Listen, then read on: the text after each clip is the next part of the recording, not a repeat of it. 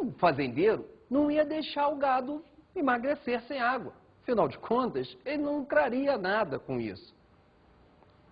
Deve estar dando para perceber que foi dado algum jeitinho. Qual foi o jeitinho? O gado acompanhou os rios. Isso mesmo. Os rios do Nordeste serviram para que o gado tivesse água para beber. Então, o principal rio que se destacou nesse processo de ocupação do interior com o gado foi o Rio São Francisco, que ficou conhecido como o Rio dos Currais.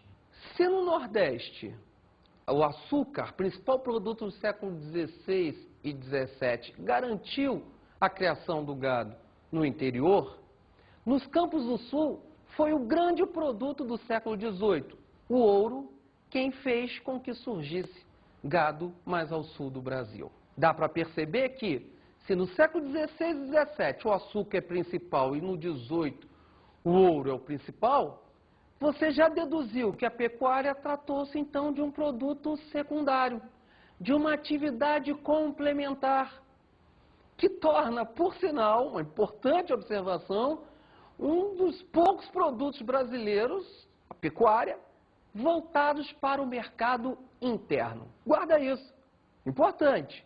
A pecuária era destinada ao mercado interno, principalmente. E quais eram as utilidades da pecuária? Para que servia, afinal de contas? Quando se fala em gado, imaginamos rapidamente a alimentação. Não é só alimentação. Servia também para o transporte, para a tração e também o couro foi muito importante no Nordeste. Transporte é fácil de entender, alimentação também. O couro, você já deve ter visto vários utensílios de couro. Mas e tração? O que é isso? É quando você põe um animal para puxar alguma coisa, fazer força, digamos assim. Que no Brasil era importante o gado para puxar o arado, para poder plantar a cana-de-açúcar. Também foram utilizados para mover os moinhos que moíam a cana para a produção do açúcar no Brasil. E como funcionava a sociedade pecuária? Como é que as pessoas conviviam na região pecuária? Vou te ensinar um macete. No Brasil colônia, sempre nos é pedido para descrever, citar características do tipo de sociedade. Exemplo, sociedade açucareira, sociedade mineradora, sociedade pecuária. E sempre que te perguntarem isso, procura se fixar em 3 ideias que garantem praticamente qualquer resposta. As 3 ideias são as seguintes. Quais são as camadas sociais, as principais, as básicas, se essa sociedade é rural ou urbana e se essa sociedade admite mobilidade social, ou seja, se o pobre consegue virar rico. Vamos ver como é que funciona na sociedade pecuária? As camadas sociais da sociedade pecuária eram o vaqueiro e o pecuarista. O vaqueiro é o mais pobre e o pecuarista é o dono do gado, é o rico. Essa sociedade, ela é rural ou urbana? Você já imaginou, né, que você está criando o gado no interior, portanto ela é rural. E a mobilidade social? Essa é uma característica muito importante.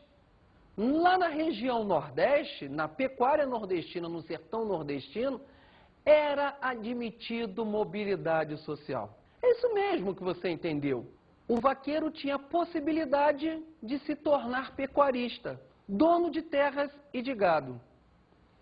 Isso era possível porque tinham muitas terras no sertão nordestino e também porque uma das formas de pagamento era em gado. Depois de um certo tempo de trabalho, o vaqueiro ganhava cabeças de gado. É claro que ele ganhava pouca coisa, mas que com o passar dos tempos, com as gerações, eles podiam juntar uma quantidade de gado suficiente, se deslocar mais para o interior e se tornar um pecuarista. O próximo fator que vamos ver foram os jesuítas, que também contribuíram no processo de expansão territorial. A Ordem dos Jesuítas ou Companhia de Jesus você já deve ter estudado. Aquela de José de Anchieta, Manuel da Nóbrega, Antonil, que para cá vieram no processo de catequese indígena e educação dos brancos. No litoral, eles se dedicaram mais à educação dos brancos. O filho do branco, ao ser batizado, já era católico, mantendo-se no estudo numa escola jesuítica, ele permaneceria católico. E o indígena? O indígena precisava ser catequizado, ou seja, trazido para a fé católica. A questão é que, gradativamente, com a chegada do branco no litoral, o indígena foi sendo expulso ou exterminado, eliminado ou levado para o interior do Brasil.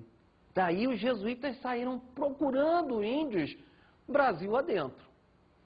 E quais foram as duas áreas nas quais os jesuítas encontraram indígenas e organizaram as missões jesuíticas? As duas áreas são a região amazônica e a região sul do Brasil. No norte amazônico, ocorreu a exploração das drogas do sertão. E o que são as drogas do sertão? São as chamadas especiarias brasileiras. Isso mesmo, cravo, canela, guaraná, baunilha, produtos que dão sabor aos alimentos e que eram explorados pelas missões jesuíticas. As missões, você lembra bem, era aquele aldeamento indígena onde o jesuíta cuidava da catequese. Mas ele deu um jeitinho também de produzir uma riqueza. Para quê? Para que se sustentasse a missão e pudessem ser criadas outras missões jesuíticas. Você já deve estar percebendo que na missão a mão de obra é do indígena. Vamos ver como isso funcionava num famoso filme chamado A Missão.